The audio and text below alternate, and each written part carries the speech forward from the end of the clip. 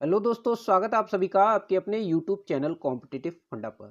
दोस्तों, जैसा कि आप सभी जानते हैं कि कल यूपीएसआई 2021 के डीबीपीएसटी के लिए भर्ती बोर्ड द्वारा सभी एडीजी जोन के लिए एक ऑफिशियल लेटर भेजा गया है, जिसमें लगभग 20,000 अभ्यर्थियों के डीबीपीएसटी के लिए दल नियुक्त करने की बात की गई है। तो जिसे देखने के बाद बहुत सारे अभ्यर्थियों के दिमाग में तरह तरह के प्रश्न आ रहे हैं कि क्या सिर्फ 20,000 को डीबीपीएसटी के लिए बुलाया जाएगा, या फिर मेरे नंबर कम हैं तो क्या मुझे अब रनिंग की तैयारी बंद कर देनी चाहिए, और कट ऑफ में कितना बड़ा बदलाव अब देखने को मिल सकता है। साथ ही साथ कुछ ऐसे कैंडिडेट हैं जिनका ये भी मानना है कि डीबीपीएसटी से पहले जो नॉर्मलाइजेशन की प्रक्रिया का जिक्र नोटिस में किया गया है, क्या ये पहले से भर्ती बोर्ड के द्वारा हमें अवगत कराई गई थी।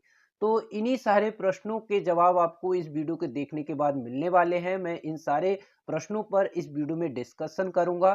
साथ ही साथ आप सभी को भी डीबीपीएसटी के लिए मौका मिल सकता है, ऐसा मैं क्यों कह रहा हूं वो भी आप इस वीडियो के में जानेंगे।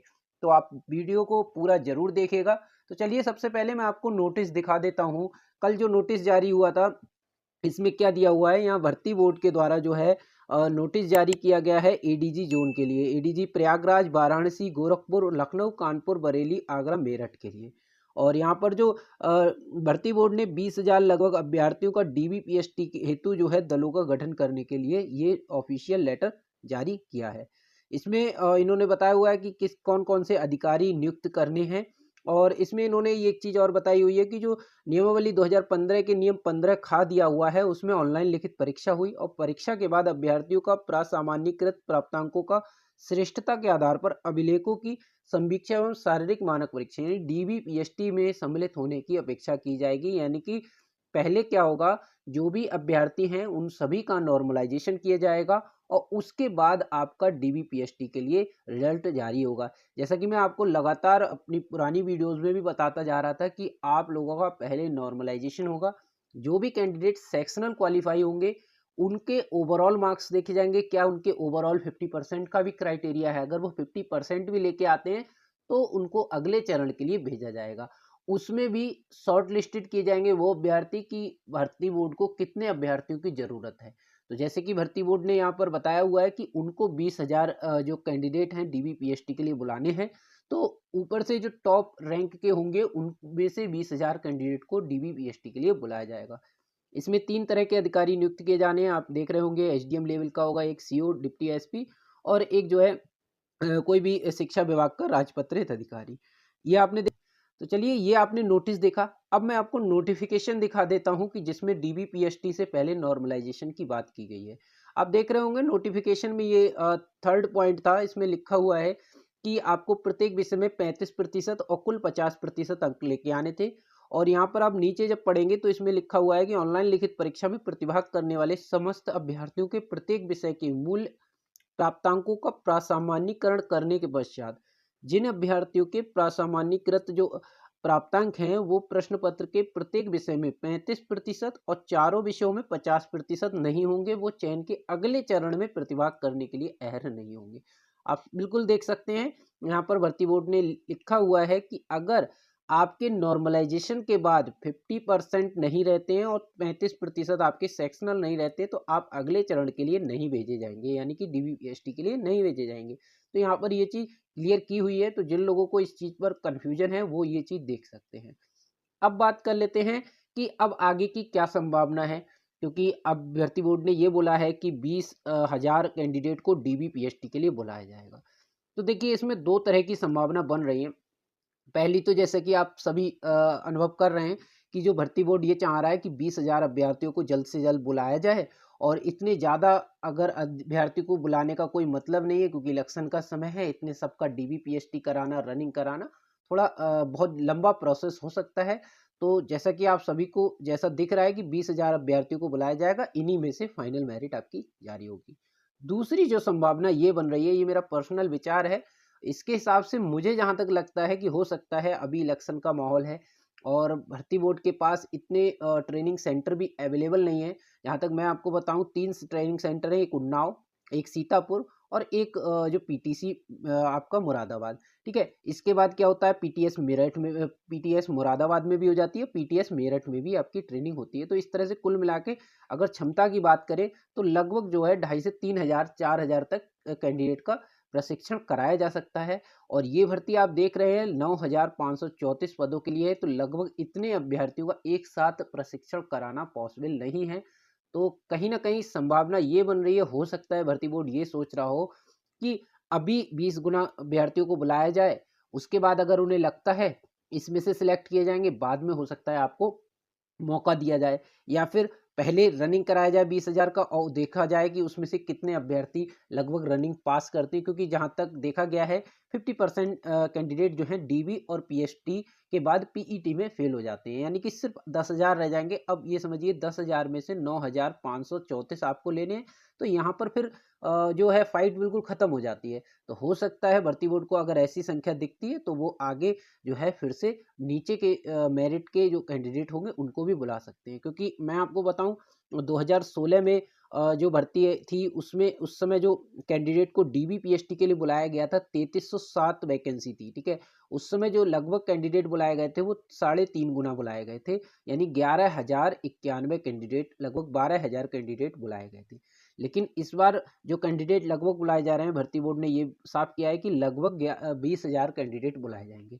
तो उम्मीद ये है कि या तो 2 गुना या फिर 2.5 गुना, क्योंकि अगर हम 2 गुने की बात करें तो लगभग हमारे जो कैंडिडेट बनते हैं वो बनते हैं 19,068 कैंडिडेट बनते हैं अगर हम 9,534 का दुगना करते हैं। और 2.5 गुना की अगर हम बात करें तो 23,835 कैंडिडेट लगभग 2.5 गुना में आते हैं। तो लगभग में हो सकता है ये संख्या 2 गुना या 2.5 गुना रह सकती है। संभावना यही देखी जा रही है कि अभी भर्ती बोर्ड के पास इतने लोगों का ट्रेनिंग की सुविधा नहीं है, और भर्ती बोर्ड का पूरा प्रयास है कि इलेक्शन से पहले कहीं न कहीं इस प्रक्रिया को जल्द से जल्द कंप्लीट कराया जाए। अगर एक साथ वो 50,000 40,000 लोगों को डीबी पीएचडी के लिए बुला लेते, तो ये समझिए आप डीबी पीएचडी में मुझे जहाँ तक लगता है 15 से 20 दिन आपके डीबी पीएचडी, और रनिंग में कम से कम 20 दिन आपके लगते, और बाकी के बीच का समय जो था तो कम से कम 2 महीने की लगभग ये पूरी प्रक्रिया थी। अगर जहाँ 20,000 कैंडिडेट बुलाए जा रहे हैं तो संभावना ये है कि जो प्रक्रिया है लगभग 1 महीने के अंदर कंटिन्यू चलती रहेगी, तो वो कंप्लीट कराई जा सकती है, ठीक है। और दूसरा आप सभी देख ही रहे हैं कि दूसरी तरफ बहुत सारे कैंडिडेट जो है इसके लिए कोर्ट गए हुए हैं। तो हो सकता है भर्ती बोर्ड ये भी चाहता हो कि जल्द से जल्द प्रक्रिया जो है आगे के चरण में पहुँचाई जाए, ठीक है। और इस तरह से भर्ती बोर्ड का पूरा प्रयास जारी है। अब बात कर लेते हैं कि क्या रनिंग की तैयारी जारी रखनी चाहिए, क्योंकि अगर आपके नंबर बहुत कम है या फिर आपके नंबर 90-95 बन रहे हैं, और लगातार मैं आपको बोल रहा हूँ अगर आप एससी कैटेगरी से हैं, एसटी कैटेगरी महिला कैंडिडेट है, 90-95 आपके नंबर हैं, तो आपको लगातार रनिंग की तैयारी करते रहने चाहिए। तो अब यहाँ पर वो लोग भी मुझे कमेंट कर रहे हैं कि सर आप तो मेरे नंबर कम हैं, तो अब जब 20,000 कैंडिडेट को लिया जाएगा तो क्या हमारा सिलेक्शन होगा, उसमें हमारा नंबर नहीं आएगा। तो देखिए अभी ये चीज़ मान के बैठ जाना बिल्कुल बेवकूफ़ी होगी, क्योंकि अभी क्या है, आपने देखिए बहुत लंबे समय से तैयारी की है, 5 साल पूरी इस भर्ती का आपने इंतज़ार किया है और आपने एग्ज़ाम भी दिया है। अब सिर्फ़ ये है कि आपको रनिंग की तैयारी करनी है या नहीं करनी है, ठीक है? अब आप यहाँ पर आपको डिसीज़न लेना है कि आपके लिए ये भर्ती कितनी महत्वपूर्ण है। अगर आपके लिए भर्ती महत्वपूर्ण है तो आपको रनिंग की तैयारी कंटिन्यू करते रहना चाहिए। अभी आपको जो है डीबी पीएचडी का रिजल्ट का इंतज़ार करना चाहिए, क्योंकि जल्द से जल्द जो है आपका डीबी पीएचडी का रिजल्ट भी आ जाएगा। तो ज़्यादा नहीं, 7 दिन या 10 दिन अभी आप अच्छे से रनिंग करिए, क्योंकि ये 7 और 10 दिन आपको आगे जो है काम आने वाले हैं। अगर आपका डीबी पीएचडी में चयन होता है और जल्द से जल्द भर्ती बोर्ड के द्वारा डीबी पीएचडी का आपका जो एडमिट कार्ड जारी हो जाएगा, और उसके बाद पीईटी का तुरंत ही आपका रिजल्ट जो एडमिट कार्ड रहता है वो जारी हो जाता है, तो आपको रनिंग के लिए ज़्यादा समय नहीं मिलेगा।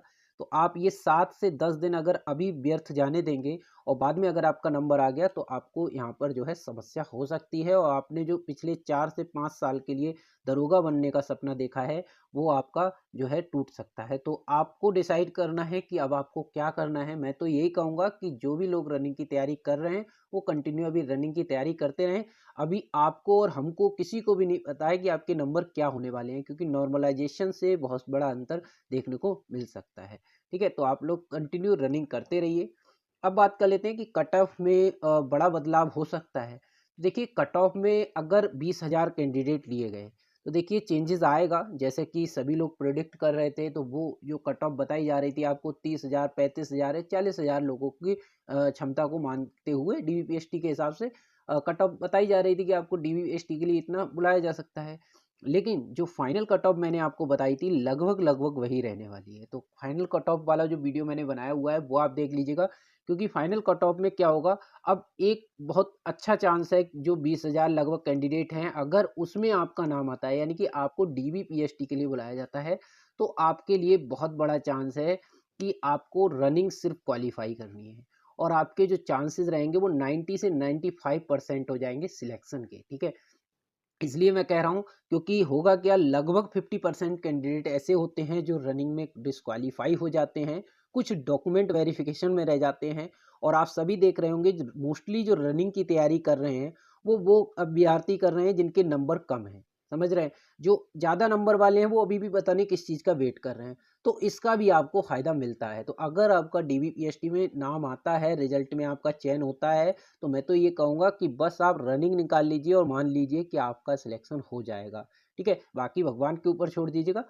ठीक है, तो आप बिल्कुल डीबीपीएसटी में यहाँ पर जिसका भी चयन होगा उसके चांसेस सबसे ज़्यादा हो जाएंगे। और ख़ास करके मैं अब यहाँ पर बताऊँगा कि जनरल को छोड़ के बाकी सब कैटेगरी, ओबीसी, आप अगर एससी, एसटी, ईडब्ल्यूएस, ठीक है, और फीमेल्स के लिए कहूँगा, ठीक है, ये सारी, और फ्रीडम फाइटर और एक्स सर्विसमैन जो भी हैं, उन सबके लिए एक बड़ा मौका होगा। क्योंकि अगर अब यहाँ पर डीबीपीएसटी में आपका नंबर आता है तो सिर्फ आप रनिंग कर लीजिएगा, आपका सिलेक्शन पक्का हो जाएगा। क्योंकि अगर 20,000 के हिसाब से देखा जाए, भर्ती बोर्ड टॉप से लड़कों को लेगा, उसमें आरक्षण जब लगाया जाएगा तो बहुत सारे कैंडिडेट उनको मिलेंगे ही नहीं उस हिसाब से, या ओबीसी के बहुत सारे ऐसे कैंडिडेट होंगे जिनके बहुत अच्छे नंबर आ रहे हैं, वो जनरल में चले जाएंगे। तो आरक्षण का यहाँ बहुत बड़ा लाभ मिलेगा। और अगर आप इन किसी कैटेगरी से है तो आप यकीन मानिए, अगर आप सिर्फ रनिंग कर लेंगे तो आपका सिलेक्शन होने के सबसे ज़्यादा चांसेस हैं। जैसा कि भर्ती बोर्ड ने अभी बताया कि आपको सिर्फ 20,000 कैंडिडेटों को जो है डीबीपीएसटी के लिए बुलाया जा रहा है। तो आप सभी लोग अपनी रनिंग की तैयारी रखिए और डीबीपीएसटी के रिजल्ट तक का वेट कर लीजिए। रनिंग कर रहे हैं तो रनिंग की तैयारी करते रहिए। डीबीपीएसटी के लिए अपने डॉक्यूमेंट अभी से तैयार रखिए। डीबीपीएसटी के लिए जो महत्वपूर्ण डॉक्यूमेंट हैं, कौन कौन से आपको तैयार रखने हैं, उस पर मैंने वीडियो बनाया हुआ है, तो आप उस वीडियो को ज़रूर देख लीजिएगा। और रनिंग में आपको कोई दिक्कत आ रही है तो रनिंग के लिए भी मैंने वीडियो बनाया हुआ है, तो रनिंग वाला वीडियो भी आप देख लीजिएगा। इन सभी वीडियोज़ का लिंक आपको वीडियो के डिस्क्रिप्शन में दे दूँगा, उन सभी वीडियोज़ को आप अच्छे से देख लीजिए। तो चलिए, वीडियो पसंद आए तो वीडियो को लाइक, शेयर और चैनल को सब्सक्राइब कर दीजिए। मिलते हैं अपनी नेक्स्ट वीडियो में, तब तक के लिए टेक केयर, थैंक यू, जय हिंद।